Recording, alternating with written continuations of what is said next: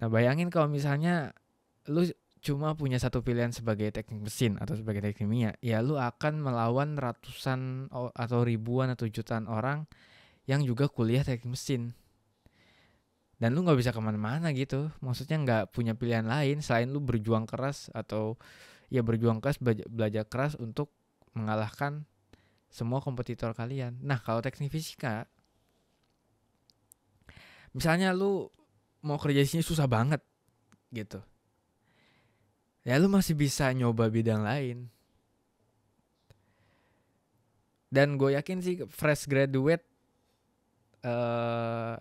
kayaknya juga masuk tes atau lain sebagainya juga ditanyain basic lah. Dan kalian tuh pasti belajar lagi kalau di dunia kerja, serius. Gue dulu waktu kuliah dapat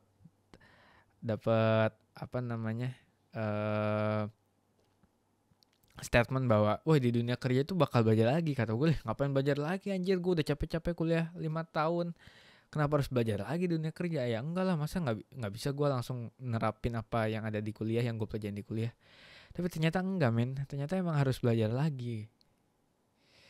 Nah ibarat misalkan gue nggak tahu ya kalau masuk kerja tuh tesnya sesulit apa, dan sebenarnya masuk kerja tuh juga agak gue nggak dapat patternnya gitu, gimana cara tembus dunia kerja yang gampang.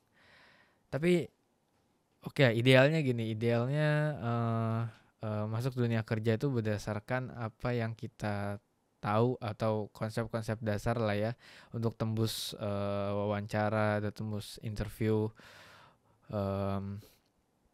untuk fresh graduate. Idealnya atau asumsikan butuh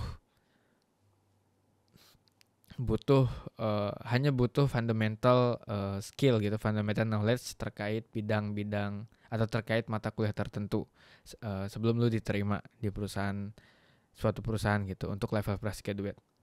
Misalnya kayak gitu tuh ininya tantangannya. Nah sekarang kalau teknik mesin, oke lah, teknik mesin belajar fundamentalnya, belajar spesifikasinya, belajar apa namanya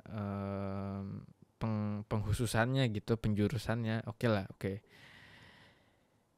Nah bayangin kalau misalnya mereka nggak nggak pernah diterima gitu, nggak masuk di pekerjaan teknik mesin di perusahaan yang membutuhkan teknik mesin. Mereka nggak masuk, mereka gagal bersaing. Terus mereka mau kemana? Mau ke teknik kimia? Ya mungkin bisa, masih ini ya, masih relevan lah, masih ada korelasinya dikit. Coba kalau misalnya ke teknik geologi, kan mereka nggak belajar fisika material kan mesin. Atau ke teknik yang lebih jauh, arsitektur, mereka kan nggak belajar gambar desain bangunan dan sebagainya, nggak kan? Jadi mereka stuck di situ, di satu pilihan. Kalau kita banyak pilihan, dan tapi ya tetap ada konsekuensinya. Kalau menurut gua, ketika lu udah milih jurusan teknik fisika, ya lu harus menanamkan pada diri lu sendiri bahwa ketika lu udah masuk teknik fisika, lu nggak akan bisa santai gitu. Mungkin orang yang masuk teknik kimia atau teknik mesin bisa santai karena oke lah udah jelas teknik mesin tuh belajar mesin sampai muntah-muntah sampai jago gitu, dan gue tahu kerjanya mau kemana. Nah kalau teknik fisika enggak cuy, teknik fisika itu masih perlu berjuang. Lu masih nggak jelas apa namanya, masih nggak jelas lu mau kemana. Dan untuk memperjelas itu lu harus berjuang, harus menentukan pilihan yang udah dikasih, harus memilih dari pilihan yang udah dikasih oleh teknik fisika, kemudian lu fokus ke situ. Oke. Even emang pilihannya banyak dan ya nggak menjurus kemana-mana, tapi tetap lu harus milih dari sekian pilihan mana yang lu suka, mana yang lu pengen dapetin gitu. Oke, misalnya lu nggak Bim, gua nggak suka semua pilihan teknik fisika, berarti teknik fisika bukan jurusan idaman lu, bukan jurusan lu. pindah aja ya. Itu yang terbaik ya, pindah gitu. Kalau nggak ada yang lu suka dari semua pilihan di teknik fisika, berarti emang bukan jurusan lu, berarti salah jurusan aja. Ya solusinya ya pindah, cari jurusan yang lu suka. Kalau misalnya lu udah masuk teknik dan lu emang pengen berkarir di teknik tapi nggak tahu apa, ya lu masuk teknik fisika, dikasih tuh banyak pilihan. Tapi lu harus tetap milih satu yang mana lu mau fokusin. Nanti ketika lu udah milih satu, lu fokusin di skripsi. Lu perkuat di skripsi tuh. Kayak gue misalnya, di teknik fisika kan belajar pemrograman, belajar instrumentasi visual, belajar instrumentasi, pokoknya belajar pemrograman lah. Gue udah milih, oke gue mau jadi programmer. Entah gue mau jadi programmer, data scientist, data engineer, software engineer, back end dan lain sebagainya. Yang penting gue udah milih gue mau sebagai programmer. Ya udah gue pilih di situ, gue fokusin di situ di skripsi.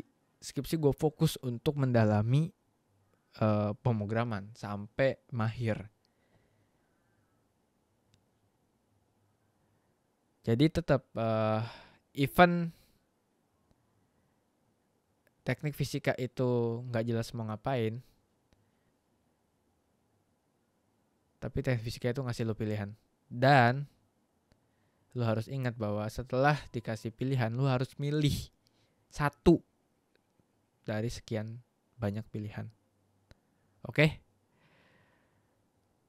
Jadi semangat ya sebagai teknik fisika. Lu nggak rugi kok masuk teknik fisika, serius. Tapi emang nggak bisa nyantai aja. Lu nggak bisa leha-leha gitu. Karena lu masih tetap harus mencari apa yang lu suka di teknik fisika. Perjalanan lu nggak selesai ketika masuk teknik fisika. Mungkin perjalanan pencarian jati diri orang teknik mesin, teknik kimia, atau teknik arsitektur, atau semua teknik yang udah menjurus, udah spesifik, mungkin udah selesai gitu. Oh, gue udah menemukan jati diri gue di teknik mesin, teknik kimia, dan lain sebagainya. Tapi kalau teknik fisika enggak. Teknik fisika harus tetap berjuang sampai akhir. Dan setelah kerja pun harus tetap berjuang. Oke, jadi itulah pemikiran gue. Boleh diterima, boleh enggak. Kalau ada yang kontra, boleh komen di deskripsi di YouTube gue. Jadi semangat sebagai sama-sama teknik fisika. Saya sebagai alumni teknik fisika angkatan 15. Mungkin kita jauh angkatannya, tapi mungkin juga pengalamannya beda, dosennya beda, mata kuliahnya beda. Apalagi mata kuliah 5 SKS ya, anjir kata gue bisa dah 5 SKS kenapa ya. Dan temen-temennya beda, tapi ya inilah sekedar pemikiran gue, sekedar sharing gue dari seorang alumni teknik fisika UGM. Oke, terima kasih udah nonton, sampai jumpa di video-video selanjutnya. Bye-bye.